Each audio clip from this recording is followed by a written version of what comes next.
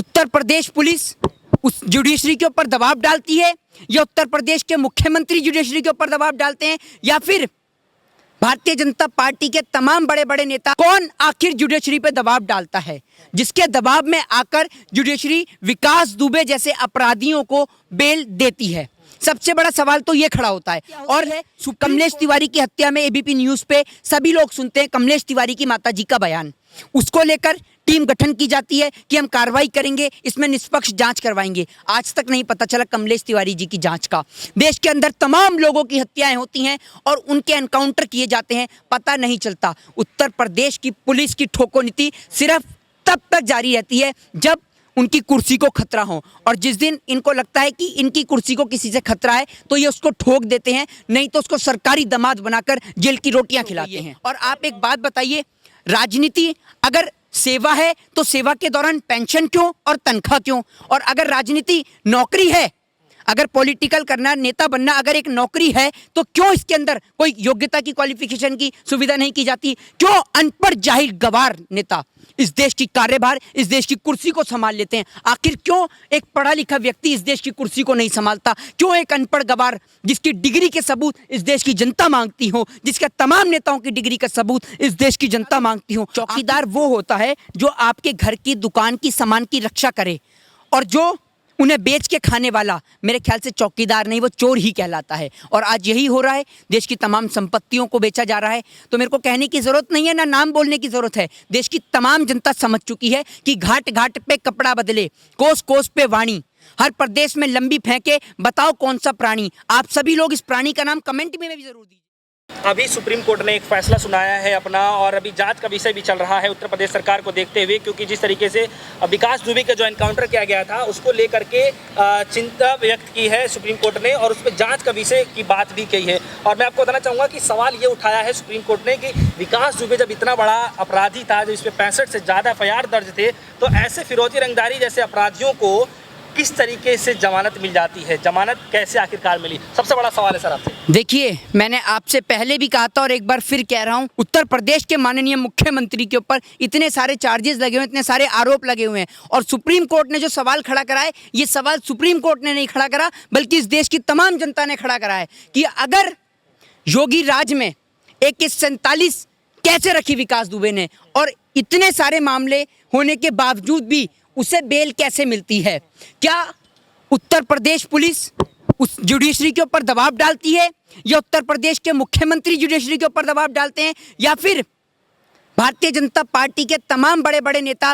कौन आखिर जुडिशरी पे दबाव डालता है, जिसके दबाव में आकर जुडिशरी विकास दुबे जैसे अपराधियों को बेल देती है? सबसे बड़ा सवाल तो ये खड़ा होता है। और सुप्रीम कोर्ट ने जिस तरीके से एक बार फिर जांच के आदेश दिए हैं, अगर जांच के आदेश के दौरान कोई राजनीतिक पार्टी का नेता अपराधी पाया जाता है, तो क्या उसके साथ पूछताछ होगी या फिर उसका एनकाउंटर होगा?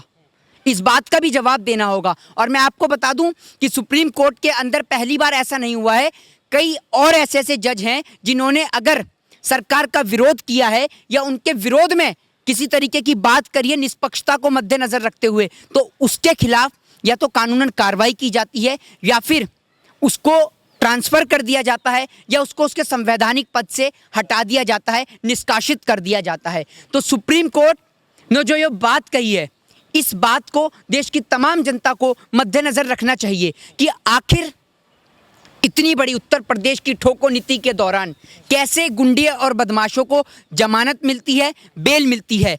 क्या वहाँ की जुडिशरी के ऊपर पैसा दिया जाता है या जुडिशरी के ऊपर दबाव डाला जाता है? क्योंकि मैं खुद एक कानून का छात्र हूँ और मुझे बखूबी पता है कि इस देश की न्यायपालिका पे, इस देश का किसान हो, इस देश का लगातार कोई भी व्यक्ति हो, हर एक व्यक्ति चाहे वो गरीब हो चाहे अमीर हो, इस देश की न्यायपालिका पे पूर्ण रूप से भरोसा रखता है, विश्वास रखता है। लेकिन जब देश की जुडिशरी के ऊपर दबाव डाला जाता है, प्रेशर डाला जाता है, न्यायपालिका को खरीदने की कोशिश की जाती है, तो वाकई इस लोकतंत्र के ऊपर सवाल खड़े होते हैं। सवाल ये उठाया जा रहा है और जनता की तरफ से भी, और सुप्रीम कोर्ट ने भी ये सवाल उठाया है कि क्या जब विकास दुबे को जब हथकड़ी लगाई गई थी तो वो हथकड़ी तोड़ करके भागा कैसे और उसने हथियार कैसे उठा लिया? सबसे बड़ा सवाल। देखिए, सबसे पहली बात तो आपने उसकी हथकड़ी की बात करी।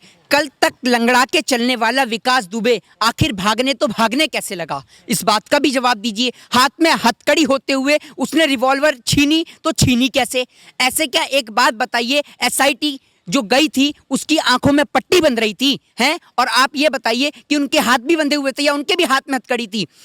ये सरासर कहीं ना कहीं षड्यंत्र है, साजिश है, और उत्तर प्रदेश के मुख्यमंत्री की अपनी कुर्सी बचाने की कोशिश है। क्योंकि सभी लोग बखूबी जानते हैं कि अगर विकास दुबे पकड़ा जाता, जिंदा पकड़ा जाता, कोर्ट के अंदर पेश होता, तो उत्तर प्रदेश के मुख्यमंत्री की कुर्सी उनके हाथ से छीन सकती थी, जिस कारण से उनका एनकाउंटर किया गया। और मैं माननीय सुप्रीम कोर्ट से निवेदन भी करता हूं कि इसके अंदर एक टीम का गठन करना चाहिए, और जो टीम के गठन के अंदर तमाम ऑफिसर देश के तमाम राज्यों से होने चाहिए, ताकि इसके अंदर एक निष्पक्ष और निपुण रूप से जांच हो। कमलेश तिवारी की हत्या होती है, कमलेश तिवारी की हत्या में एबीपी न्यूज़ पे सभी लोग सुनते हैं कमलेश तिवारी की माताजी का बयान, उसको लेकर टीम गठन की जाती है कि हम कार्रवाई करेंगे, इसमें निष्पक्ष जांच करवाएंगे। आज तक नहीं पता चला कमलेश तिवारी जी की जांच का। देश के अंदर तमाम लोगों की हत्याएं होती हैं और उनके एनकाउंटर किए जाते हैं, पता नहीं चलता। उत्तर प्रदेश की पुलिस की ठोको नीति सिर्फ तब तक जारी रहती है जब उनकी कुर्सी को खतरा हो, और जिस दिन इनको लगता है कि इनकी कुर्सी को किसी से खतरा है तो ये उसको ठोक देते हैं, नहीं तो उसको सरकारी दामाद बनाकर जेल की रोटियां खिलाते हैं। क्या एनकाउंटर करना मानवाधिकार का हनन नहीं है? बिल्कुल मानवाधिकार का हनन है। क्या सुप्रीम कोर्ट, न्यायपालिका, जुडिशरी किस लिए बनाई गई है? क्या ये सिर्फ देखने के लिए बनाई गई है? आप कार्रवाई करने के लिए सुप्रीम कोर्ट के ऊपर फैसला छोड़िए ना, आप कैसे एनकाउंटर कर रहे हैं? आपको एनकाउंटर करने का इतना शौक है तो आपकी जो भारतीय जनता पार्टी में जो आपके लोग हैं जो खुद आपराधिक मुकदमे वाले हैं, उनका एनकाउंटर करिए ना। उनका एनकाउंटर करने में उत्तर प्रदेश पुलिस क्यों पीछे हटती है?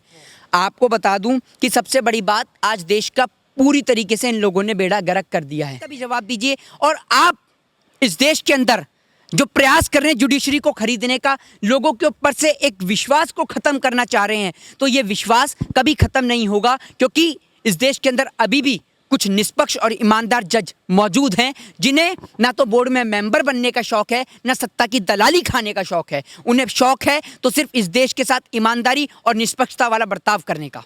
गृह मंत्री अमित शाह लगातार चुनाव में कहते रहे, चुनावी भाषण के दौरान ये कहते रहे कि उत्तर प्रदेश में जितने भी अपराधी हैं वो अपना स्थान बदल ले, जगह छोड़ करके चले जाएं।